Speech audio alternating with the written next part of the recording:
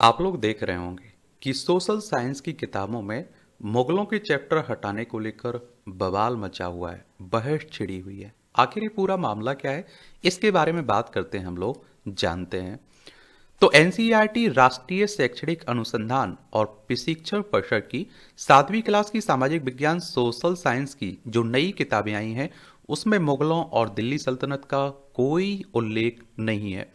NCERT की बात करें तो एक संस्था है और इसके द्वारा बड़ी रिसर्च के साथ ये किताबें लिखी जाती हैं और इसे आप लोग इंग्लिश में क्या कहते हैं, national council of educational research and training के नाम से जानते हैं। 1 सितंबर 1961 में इसकी स्थापना हुई थी। और अब इस किताब में मुगल साम्राज्य और दिल्ली सल्तनत पर संक्षिप्त पाठ थे, लेकिन सत्र 2025-26 के लिए सामाजिक विज्ञान की जो नई किताबें आई उसमें से ये पाठ पूरी तरह हटा दिए गए हैं। एनसीईआरटी ने नेशनल एजुकेशन पॉलिसी और स्कूल शिक्षा के लिए नेशनल करिकुलम फ्रेमवर्क के तहत नई किताबें तैयार की हैं। हालांकि कई कक्षाओं की किताबें अभी नहीं आई हैं। और आप देखिए, किताबों से मुगलों और सुल्तानों का काल हटाया गया है। सामाजिक विज्ञान की 7वीं क्लास की इस नई किताब में 5 विषय और थीम पर 12 चैप्टर हैं। और इसकी पहली थीम है India in the world, land and the people, यानी भारत और विश्व, भूमि और लोग। इसमें 3 पार्ट हैं। भारत की भौगोलिक विविधता, भारत के मौसम और जलवायु को समझना। इसका दूसरा विषय है अतीत की परतें। किताब के इसी हिस्से में इतिहास का विवरण है। और इसके पाठ है नई शुरुआत, नगर और राज्य, साम्राज्यों का उदय, पुनर्गठन का युग, गुप्त काल, अथक रचनात्मकता का युग।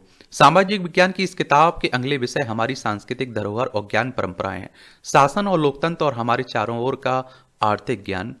और आप देखेंगे कि एनसीईआरटी की इस किताब से जहां मुगल और सल्तनत काल को हटा दिया गया, वहीं इसमें दक्षिण भारत के शासकों को शामिल किया गया है।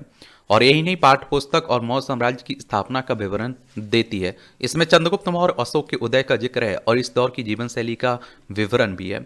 इसके अगले अध्याय में पुनर्गठन का युग में सुंग, सातवाहन, एदी, चैर, चोल, चैर, पांड और कुषाण जैसे राजवंशों का जिक्र है। इस पाठ्य पुस्तक में एक अध्याय गुप्त वंश पर भी है। और इस पुस्तक का तीसरा विषय है हमारी सांस्कृतिक धरोहर और ज्ञान परंपरा। इसमें एक अध्याय है भूमि कैसे पवित्र बनी। किताब के इस पाठ में धार्मिक स्थलों, तीर्थयात्रियों और पवित्र स्थलों के महत्व का अध्ययन है।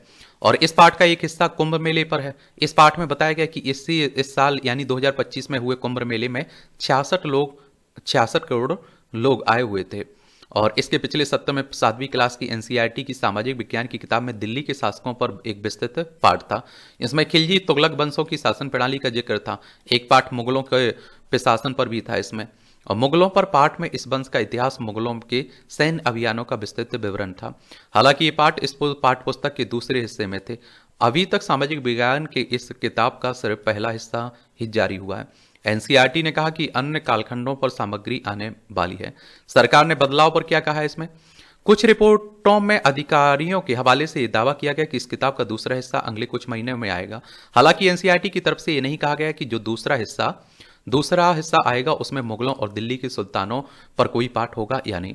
शिक्षा मामलों के विशेषज्ञ और उत्कल यूनिवर्सिटी के पूर्व प्रोफेसर संजय आचार्य कहते हैं कि अभी सभी पुस्तकें जारी नहीं हुई हैं। क्या पाठ हटाए गए हैं क्या नहीं, इस पर चर्चा तब की जा सकती है जब सभी पुस्तकें जारी हो जाएंगी।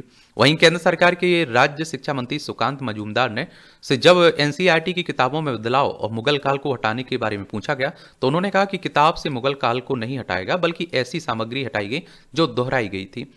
एनडीटीवी के मुताबिक सुकांत मजूमदार ने कहा कि इसे हटाया नहीं गया, सिर्फ दोहराव को हटाया गया है। दोहराव नहीं होना चाहिए। मुगल काल भारतीय इतिहास का अहम हिस्सा है, लेकिन जो दूसरे काल हैं उन्हें भी ऐसा ही महत्व दिया जाना चाहिए। और आप देखिए, सुकांत मजूमदार ने कहा मुगल काल को भारतीय इतिहास का सबसे काला हिस्सा माना जाता है। इसे पढ़ाया जाना चाहिए, लेकिन गैर जरूरी तरीके से दोहराया नहीं जाना चाहिए। संतुलित दृष्टिकोण के लिए दूसरे वंशों और साम्राज्यों के इतिहासों को भी जरूरी महत्व दिया जाना चाहिए। इतिहास की किताबों में मुगल शासकों को अधिक जगह दिए जाने और बाकी साम्राज्यों को नजरअंदाज किए जाने का सवाल भारत में उठता रहा है। फिल्म अभिनेता आर माधवन ने उठाया इस सवाल। और फिल्म अभिनेता आर माधवन ने हाल ही में एक टिप्पणी में कहा कि उन्होंने इतिहास की जो किताबें पढ़ी हैं उसमें दक्षिण भारतीय इतिहास को नजरअंदाज किया गया था। उन्होंने दक्षिण भारतीय इतिहास को अधिक जगह दिए जाने पर जोर दिया।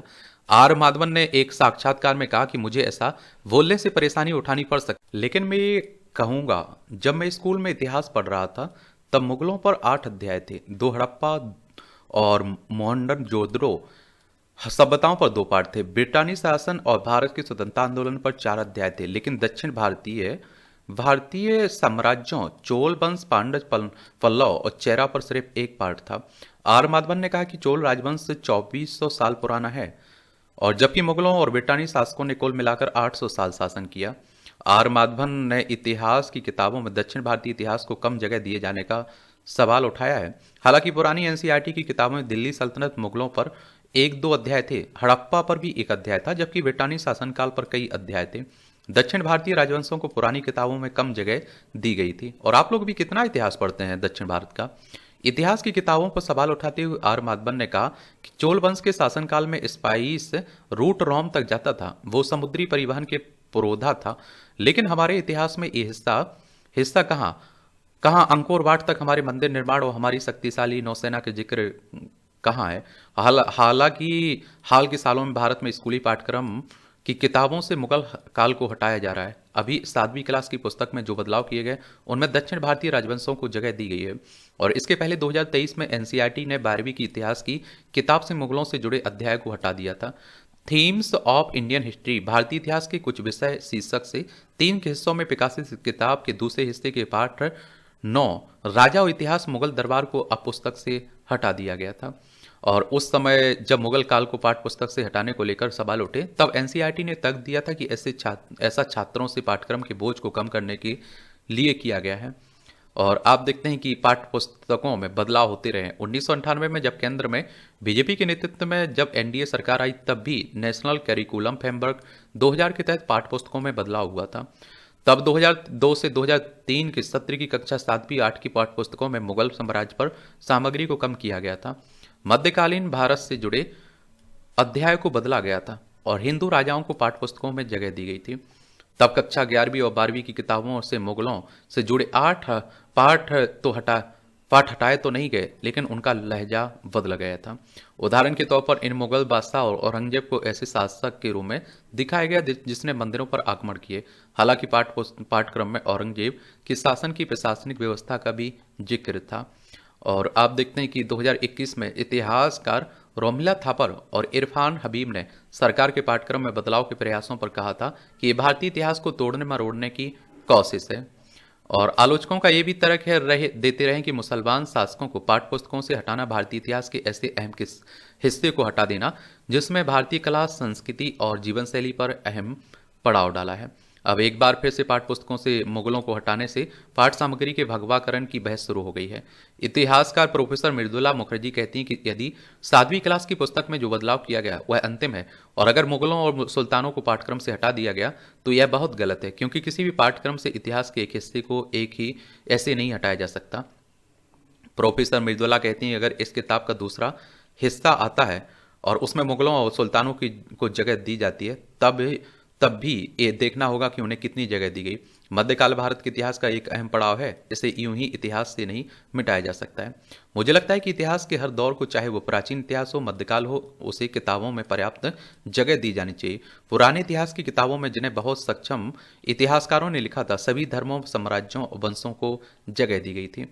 इतिहास के एक हिस्से को हटाने पर सवाल उठाते हुए मृदुला कहती हैं कि क्या हम सिर्फ आंशिक इतिहास बच्चों को पढ़ाएंगे? क्या बच्चे सिर्फ इतिहास के एक खास हिस्से को पढ़ेंगे?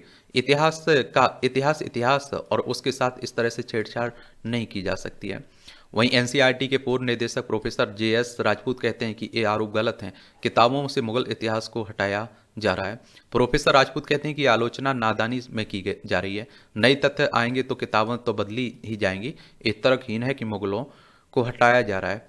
मुगलों को इतिहास से नहीं हटाया जा सकता है, चाहकर भी नहीं हटाया जा सकता है। प्रोफेसर राजपूत कहते हैं कि जिस तरह से आरोप लगाया जा रहा है कि अपने कार्यकाल के दौरान मैंने भी ऐसे आरोपों का सामना किया। एक किताब 3 हिस्सों में आने वाली है, जब सभी हिस्से आ जाएंगे तब आलोचना की जाए। मुगलों को हटाए जाने के सवाल पर प्रोफेसर राजपूत कहते हैं मुगलों को इतिहास में जिस ढंग से दिखाया जाना चाहिए उसी ढंग से दिखाया जाएगा। ये सभी जानते हैं कि 30-35 साल तक एक विचारधारा से प्रभावित होकर एनसीईआरटी ने काम किया। अब जब चीज़ों को ठीक किया जा रहा है तो ये आरोप लगाए जा रहे हैं कि जिन लोगों को इतिहास से निकालने दिया गया था उन्हें जगह दी जा रही है। और पूर्वोत्तर और दक्षिण भारत को इतिहास में जगह नहीं दी गई। अब दे ये दी जा रही है एक तरह से।